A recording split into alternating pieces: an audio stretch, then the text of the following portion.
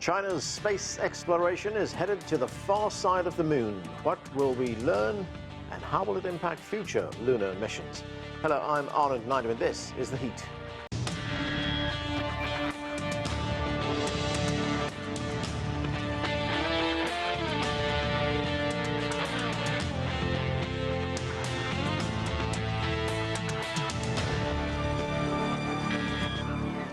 China's Chang'e 6 spacecraft has officially entered lunar orbit. The China National Space Administration's mission to the far side of the moon, launched last Friday, is the first human endeavor to collect and retrieve samples from that part of the lunar surface.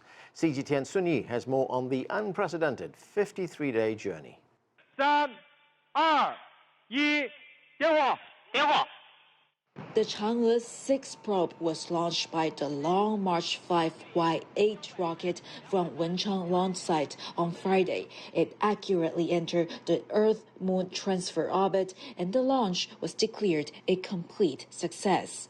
The Chang'e 6 probe is officially starting a historic journey to sample retrieve from the far side of the moon. We hope the best for the Chang'e 6 mission and hope to see the first sample return mission from the far side of the moon. Hey moon, we're coming. The probe's pre-selected landing and sampling area is the South Pole Atacama Basin on the lunar far side. It has to jump some serious hoops for the mission to be accomplished. The biggest test for the Chang'e 6 mission is collecting samples from the lunar far side. The engineering has been difficult and the flight control work by far the most complex the country has ever seen. It requires simultaneous telemetry and high-precision orbit determination for multiple targets. With many flight control events, tightly timed links and complex control processes, the Chang'e 6 mission has 11 flight stages from the launch into orbit stage all the way to its return to Earth. This process also involves the probe's 4 components: the ascender, the lander, the returner, and the orbiter's multiple acts of separations and couplings. Every step has to be accurate to lead to the other, and every single step is crucial. Chang'e 6 will carry out on-site investigations and analysis of its landing area and research into the samples collected from the lunar far side. It has also carried multiple international scientific payloads. Sun Ye, CGTN, Wenchang, Hainan Province. To discuss this and more, let's bring in our guests. Joining us here in Washington, D.C., Amitabha Ghosh is a planetary scientist. From Beijing, Yuguang is Vice Chair of the Space Transportation Committee at the International Astronautical Federation. From Virginia, we're joined by Keith Cowing. He is a former rocket scientist and editor of NASAWatch.com. And also in Beijing, Yansong is the former Director of International Cooperation at the China National Space Administration. Welcome to all of you. Yansong, let me start with you. The Chang'e 6 mission is headed for the far side of the moon, as we've been calling it. That's the part of the moon that we can't see from Earth. Now, China has already accomplished a soft landing on that part of the moon. That was back in 2019. It's the only country so far to have achieved that. But there's still a lot of excitement, a lot of buzz over this mission. Why is that, and what can you tell us about it? Well, when the Chinese government separated the lunar exploration into 3 stages. First is orbiting, which is achieved by Chang'e 1 and 2. Second stage is landing. Of course, you have mentioned the Chang'e 3 and 4. Number 4 has landed on the far side of the moon with also international instruments on board. And now we're witnessing Chang'e 6 based on the successful story of sample return of Chang'e 5. Chang'e 6, being a redundancy of Chang'e 5, has opened itself for multilateral international cooperation. We have reflectors from Italy, we have instruments from France, we have also a piggyback from Pakistan, and also we also have launched relay satellites for communications so that this mission can be more successful. The location has been chosen very carefully near the South Pole, so that we understand there's lots of lunar volatiles, and in situ usage of resources are very important. And to take samples from that mission, from that particular areas, would greatly help for our future missions. As I have said, orbiting, landing, and sample return is only the first phase of 3 stages. The second phase, we're setting up a lunar research station, and also we have manned mission being planned by end of this decade. Right. Amitabha Ghosh, part of the plan of this mission is to bring back rock samples from that far side of the moon. So what kind of samples can we expect to be brought back, and what will they tell us? And is that part of the moon, the part that we can't see, very different from what we already know? Yes. So, we have a lot of samples from the moon from the Apollo program. So your question is very pertinent. What is so new? So one of the things is, it is on for the far side of the moon. And see, we are trying to go, the entire world, NASA, China, everybody is trying to head back to the moon, not just to do studies, but to land humans and possibly to look into a lunar base, as you just stated.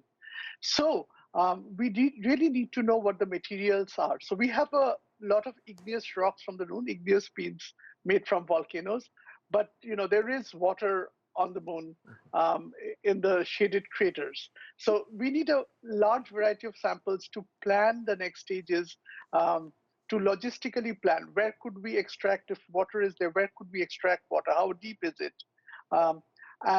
See, a part of it is serendipity. You cannot do all the analysis on the rover remotely. You need to get samples back to terrestrial laboratories on Earth that will study this in microscopic details using electron microprobe to find out the isotopic composition. So there is a scanning microscope. So there's a lot of technology in Earth that is very cumbersome, and you cannot package it into a spacecraft. And it can be used to really get a detailed structure of the history of the moon, and also logistically to plan next steps of getting humans there. Young Yuguang, looking at this mission, it is an 11-step process over 53 days. The spacecraft was scheduled to reach the moon on Tuesday evening. So at what stage are we right now in the mission? Well, just several hours before, we just conducted the lunar insertion.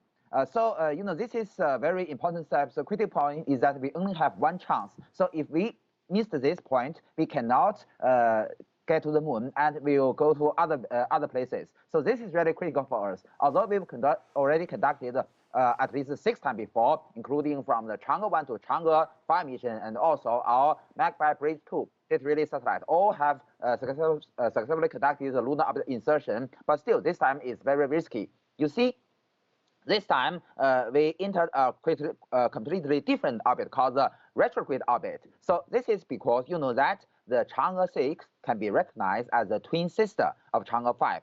But the difference is that this time we will get the sample from far side of the moon and also in the southern hemisphere of the moon. So the directions to the sun and also the direction to the communication station will be different to get the almost similar status of the Chang'e 5 to ensure the reliability. So this time we enter the retrograde orbit to ensure this. So this is a necessary measure, but this also brings some challenges. And next, you know that as you mentioned, there are altogether 11 steps. And from the view of technology, I think the most risky part, the most challenging part is the ascent from the far side of the moon. You see that the requirement to this ascent is very high because we have to rendezvous and dock with another spacecraft waiting at the circumlunar orbit. But you can only get limited support. You see that during the Chang'e 5 mission, we can get this kind of support as the positioning of the communication or the control from our ground stations in China, in Kashi station, in Jump station, or our station in South America. But this time, we don't have the support from these ground stations. We can only get a very limited support from the Qiqiao or the Magpie Bridge data relay satellite. Of course, if we can be successful, this will bring many breakthroughs in technology. And I believe that we can also benefit from this to the future sample return from the Mars. Also, you know, as you mentioned, the other steps are also very risky. For instance, we have to adopt a skip re-entry during the return. Right. Keith, this spacecraft will spend 3 weeks in lunar orbit before part of it will descend to the surface of the moon. In fact, there'll be 3 parts that descend to 3 separate areas on that far side of the moon. So it's been described as a very complex operation. How big are these challenges? Well, anytime you go to the moon, it started with what we did, as was mentioned before, on the near side of the moon, which we can see. The far side, well, you can't see it, so you have to add satellites in back to be communication relays. And instead of landing the easy place here on the equator, they're going down here near the South Pole.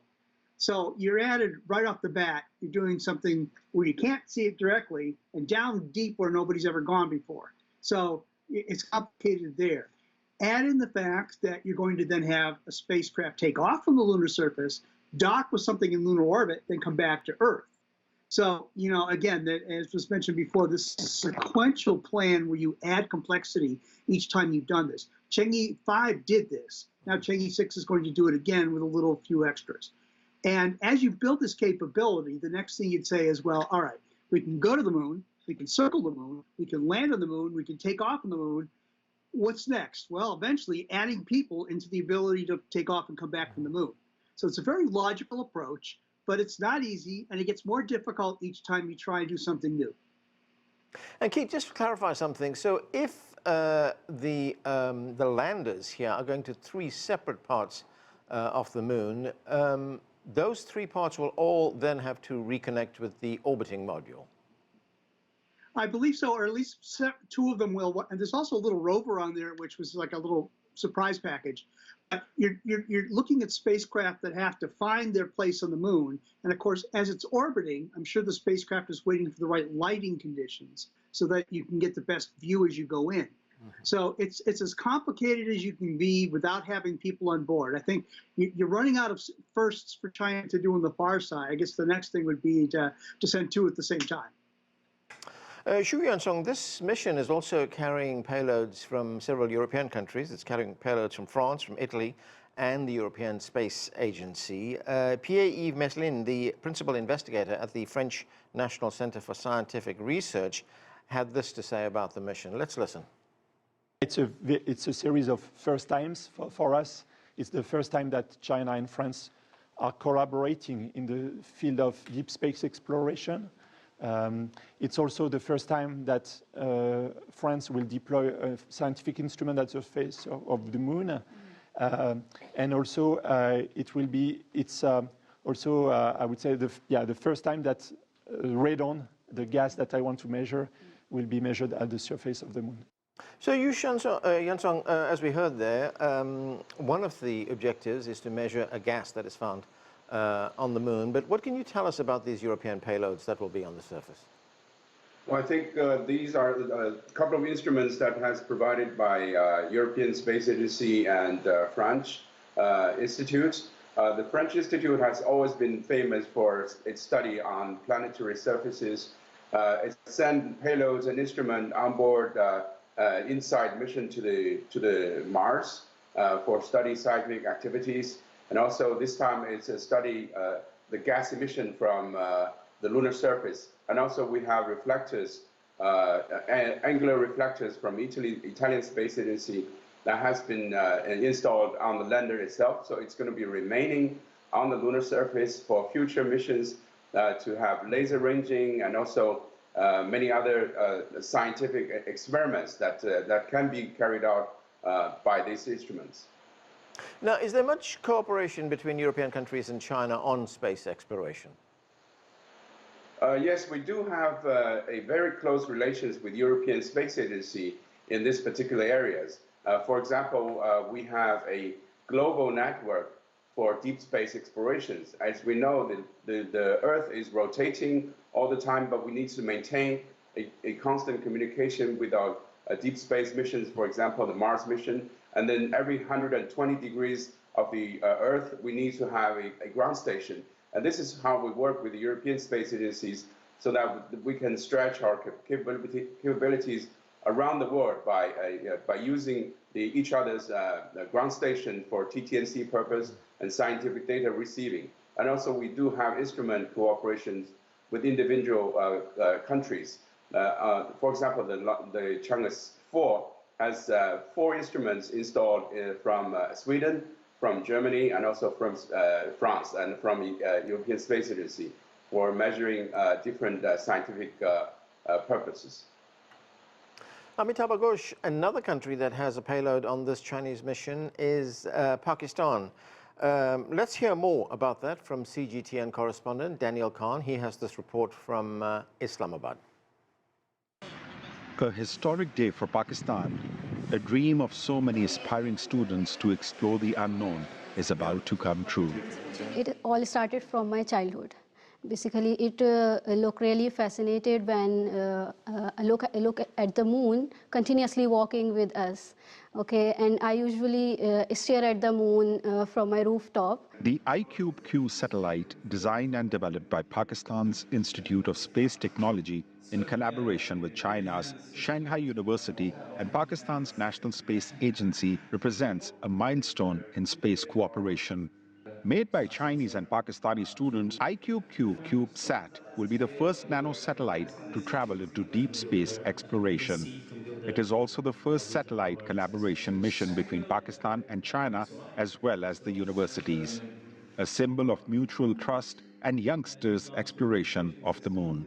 In March, students from Shanghai University arrived in Pakistan to meet and train with their fellow Pakistani students. The Chinese team brought a copy of the satellite to Pakistan.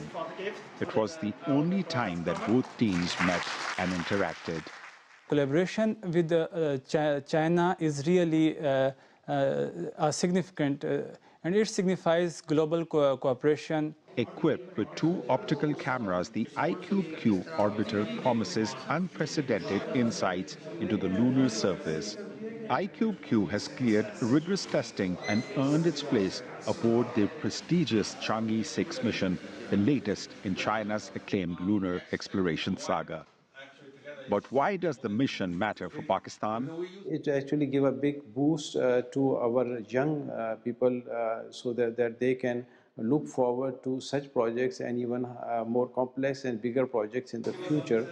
CubeSats, renowned for their compact design and versatility, have transformed space exploration, empowering universities, research institutions, and commercial ventures to participate in cutting-edge missions at a fraction of the cost. This collaborative endeavor underscores the deepening ties between Pakistan and China in the pursuit of scientific discovery beyond Earth's bounds.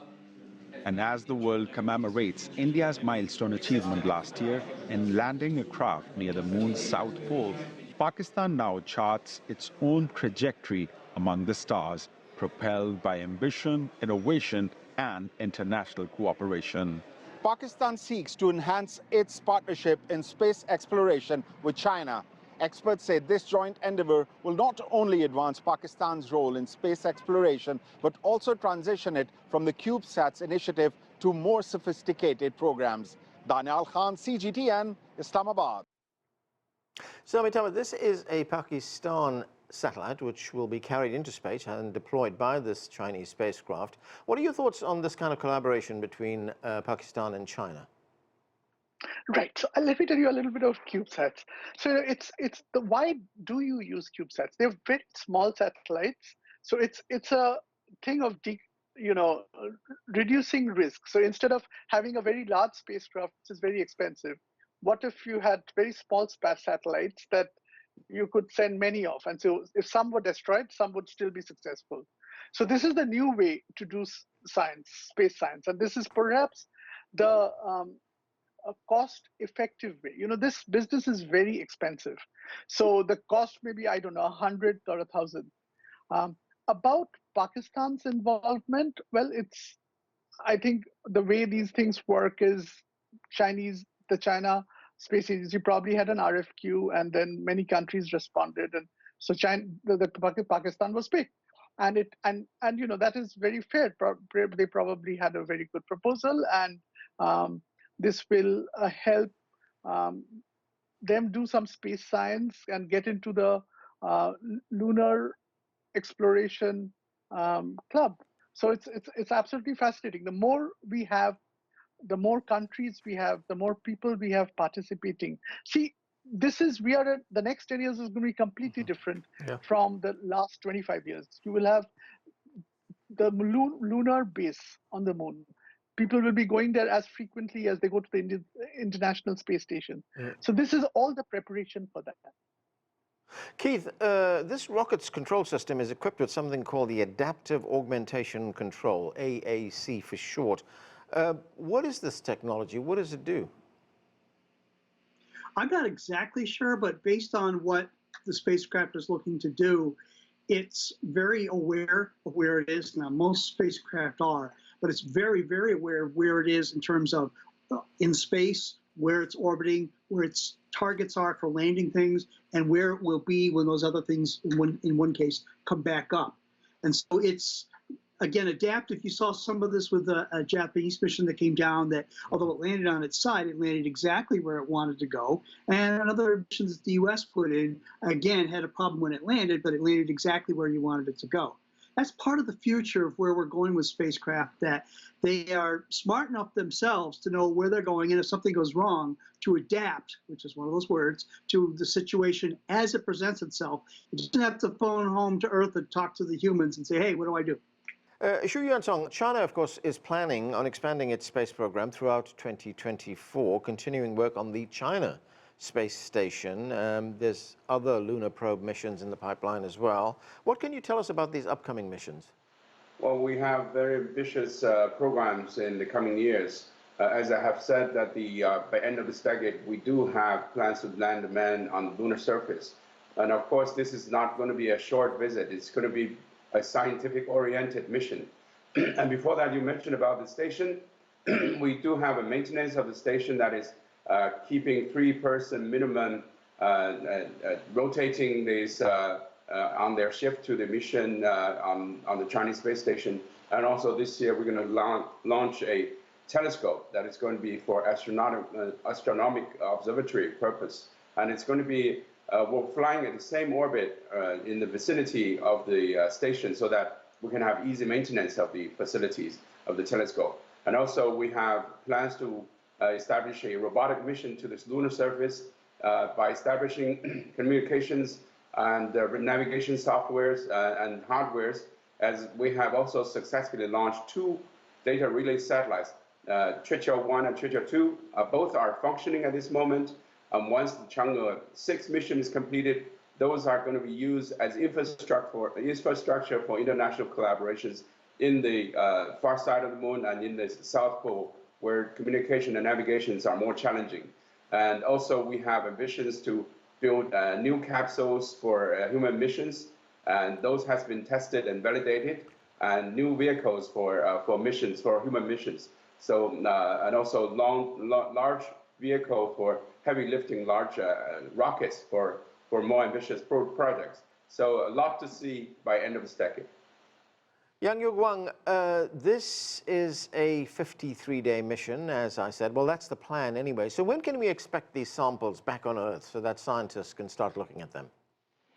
So as you mentioned, the samples will be back to the Earth after 53 days after the launch. And not only the Chinese scientists, but also the scientists from France and other European countries are eager for these samples. You see, after came back, when the returner brings the samples to Sizhuang banner in Inner Mongolia of China, we will have a ceremony of transfer the sample from the CNSA to the Scientific Research Institute. And after that, the CNSA will release the criteria and also called for applications to get these samples to the Scientific Research Institute or universities, so they can deliver their applications to CNSA. And also, it is very interesting that also I believe that this will be a similar process of comparing with the Chang'e 5 mission, because you know that some scientists even need to return the samples after conducting their research, because there be no any loss by the measures they adopted. So I believe this will also happen to the Chang'e 6 samples. But this time, I should emphasize that we got the samples in a vacuum condition, so it can be kept in the original form, not like the samples of the Apollo, not in the vacuum condition.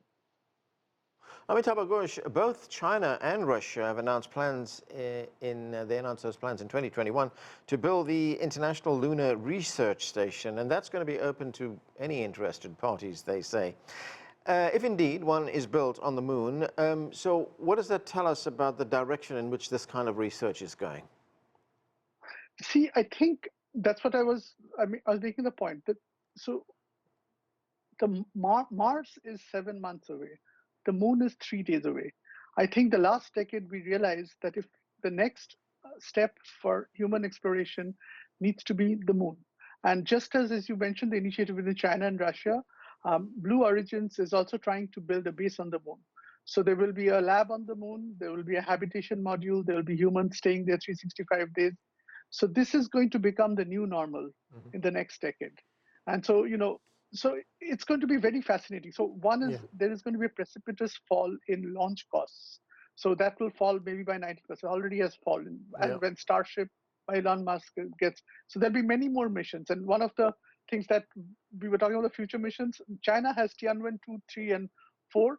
2 will return asteroid samples, 3 will return Mars samples, 4 will go to Uranus and Jupiter. So huge, next decade is going to be completely very, very active.